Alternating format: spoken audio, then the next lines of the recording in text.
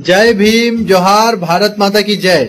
मेरे प्यारे सभी भाइयों और बहनों, भारत का संविधान जो हमारा पवित्र ग्रंथ है, जिससे भारत में न्याय व्यवस्था, प्रशासन व्यवस्था, अन्य सभी संवैधानिक व्यवस्था सुचारू रूप से चल रही है, उस संविधान पर एक पाखंडी, एक दुर्दांत, कुत्सित मानसिकता से ग्रसित एक व्यक्ति जो पता नहीं पढ़ा लिखा है या नहीं है, जिसने संविधान को पढ़ा है या नहीं पढ़ा है, वो संविधान को कह रहा है कि पुराना हो चुका है।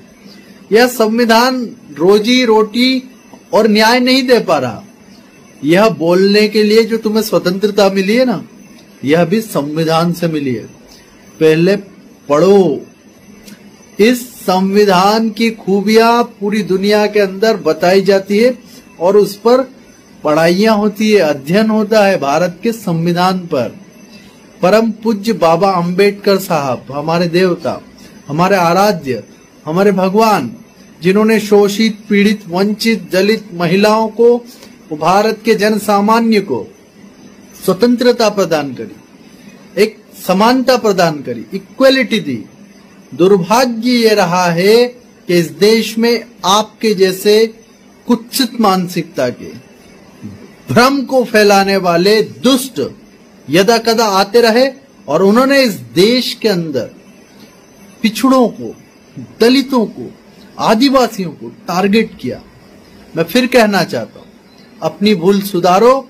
और क्या नाम है, शशिकांत या क्या पता नहीं क्या नाम था, उमा कांत, मैं तुमको बताता कि अपना दिमाग का इलाज कराओ।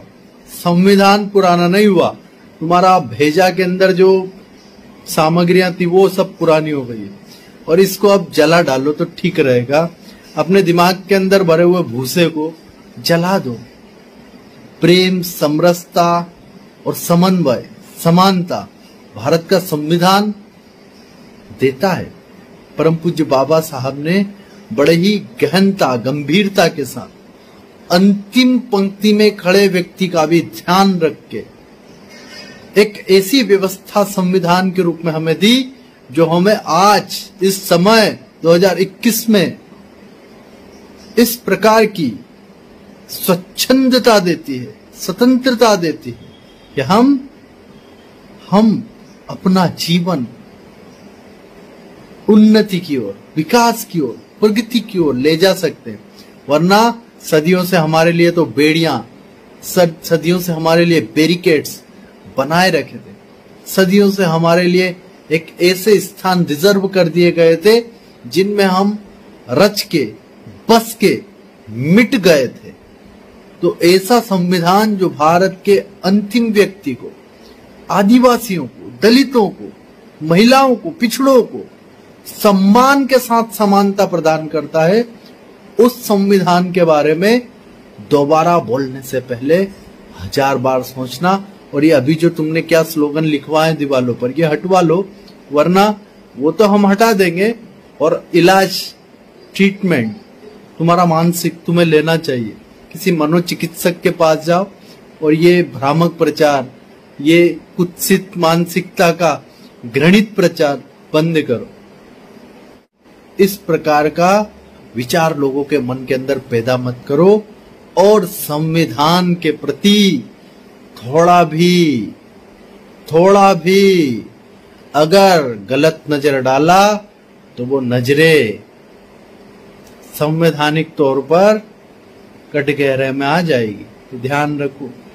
क्या नाम है तुम्हारा? शशिकांत, उमाकांत, पता नहीं कहां से आते हो, कहां से पढ़ लिख कर आते हो, कौन है तुम्हारा ये गुरु, कौन तुमको ये ऐसा ज्ञान दे के जाता है?